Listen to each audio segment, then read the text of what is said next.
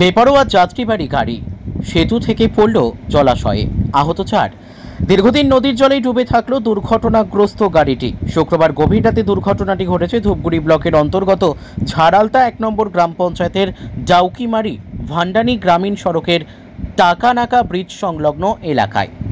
জানা গেছে, শুক্রবার আনুমানিক রাত 1:30 নাগাদ একটি যাত্রীবাহী ছোট গাড়ি দ্রুত গতিতে ভান্ডানির দিক থেকে ডাউকিমারির দিকে যাচ্ছিল। সে সময় পেছনে পুলিশের পেট্রোলিং ভ্যান দেখে আচমকা গতি বাড়িয়ে দেয় ওই ছোট গাড়ির চালক। এরপর দ্রুত গতিতে এসে টাকানাকা ব্রিজের কাছে এসে নিয়ন্ত্রণ হারিয়ে নদীতে পড়ে যায় ছোট গাড়িটি। গাড়িটি এতটাই দ্রুত গতিতে ছিল যে গাড়িটির দুটি চাকা খুলে যায়। তার মধ্যে একটি চাকা পড়ে থাকে ব্রিজের ওপরে এবং অপরটি ভাসতে থাকে জলে। সেতুর উপর পড়ে থাকা টায়ার দেখে দুর্ঘটনাগ্রস্ত গাড়িটির হদিশ পায় পুলিশ। এরপর পুলিশ কর্মীরাই আহত 4 জনকে উদ্ধার করে হাসপাতালে নিয়ে যায়। তবে শুক্রবার রাতে দুর্ঘটনার পর শনিবার দুপুর গড়ালেও সেই গাড়িটি নদীর জলে ডুবে গেছে। শনিবার সকালে স্থানীয় এক ব্যক্তি জলে নেমে দেখতে পায় জলের নিচে প্রায় 3 ফুট গভীরে রয়েছে গাড়িটি। তবে কেন পুলিশকে দেখে গাড়ির গতি বাড়িয়েছিল গাড়ি চালক, সেটাই বড় প্রশ্ন। এদিকে শনিবার বিকেল নাগাদ স্থানীয়দের প্রচেষ্টায় জলে ডুবে থাকা গাড়িটি ডাঙায় তোলা হয়। প্রচুর মানুষ দুর্ঘটনাগ্রস্ত গাড়িটি দেখতেই ভিড় জমায়। ব্যুরো রিপোর্ট আমাদের সময়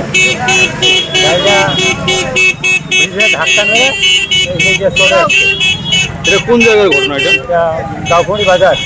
যেই জলাশয়টা পড়লো, এটা কোন জায়গা, কোন জলাশয় এটা? টাকানাকা বলে। গতকাল গভীর রাতের ঘটনা। হ্যাঁ, গভীর রাতে। কি কারণে জলাশয়ে গাড়িটি পড়লো কিছু মনে হচ্ছে? কি মনে করতে পারছেন আপনারা? গাড়ির পিছনে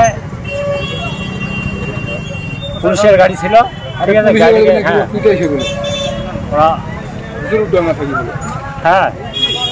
ওরা মানে কি চেক দিতে না পেরে না, আপনি বলতে চাচ্ছেন পুলিশের গাড়ি কি তাড়া করছিল সেই গাড়িটিকে?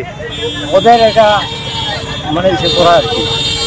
আচ্ছা, পুলিশের গাড়ি যদি পেছনে থেকে থাকে, তাদের ভেগে যাওয়ার তো কোনো কারণ হয় না, এভাবে চলে যাওয়া তো কোনো রকম কোনো কিছু, তারা কোনো রকম দুর্নীতির কাজের সাথে যুক্ত বা কোনো কিছু, যার জন্য পুলিশকে দেখে তারা ভয় পেলো, পুলিশকে দেখে মানে পালিয়ে যাওয়ার ঘটনাটা কারণটা কি মনে হচ্ছে আপনাদের? সত্যিটা জানি না আর কি। এখন গাড়ির পেছনে পুলিশ তাড়া করছিল, এটা ওদের বক্তব্য। আচ্ছা, গাড়িটা কোথাকার, লোকজনগুলো কোথাকার কিছু জানতে পারছেন? উত্তর কাটুলিয়ার 15-59 পাটের বাসিন্দা 4 জনই। পরিস্থিতি কি নাম দাদা আপনার? আমার নাম সুব্রত রায়। কি হয়েছে আপনার পাশে? দেখা যাচ্ছে প্রচুর লোক। যেটা আমি শুনতে পেলাম আজকে সকালে, গতকাল আনুমানিক রাত 1:30-2টার দিকে নাকি একটা অল্টো গাড়ি এখানে আমাদের ব্রিজে ধাক্কা খেয়ে মানে ইসেতে নদীতে পড়ে গিয়েছে। আর সেখানে গাড়িতে নাকি আমাদের এখানে 4 জন যুবক ছিল। কোথাকার জানা গেছে?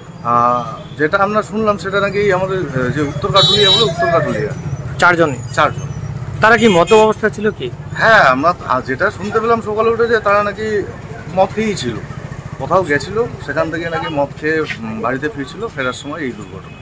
আচ্ছা, এখন কি অবস্থা? এখন যতদূর জানি আমি, যে 4 জন যুবক আহত হয়েছে তারা এখন সুস্থ আছে মোটামুটি। গাড়িটি তো এখনো সেখানে পড়েই রয়েছে, এখনো গাড়িটি উঠানো হয়নি। আচ্ছা, গতকাল রাতের ঘটনা, এখন বেলা প্রায় 2টা বাজতে চলেছে, 1:30। তো এখনো পর্যন্ত যে গাড়িটিকে উদ্ধার করা হলো না, কি কারণ হতে পারে?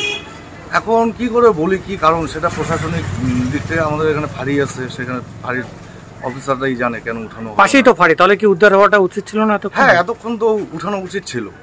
আচ্ছা, মানে পুলিশের খামতি এখানে পরিষ্কার, তাই তো? হ্যাঁ, সেটা তো বোঝাই যাচ্ছে। তা না হলে কালকে রাতের 1:30-2টার ঘটনা, আজকে এখন 1টা বাজে, এতক্ষণও সেখান থেকে গাড়িটিকে তুলে নেওয়া হলো না, তাহলে সেটা তো খামতি আসছে না প্রশাসনের।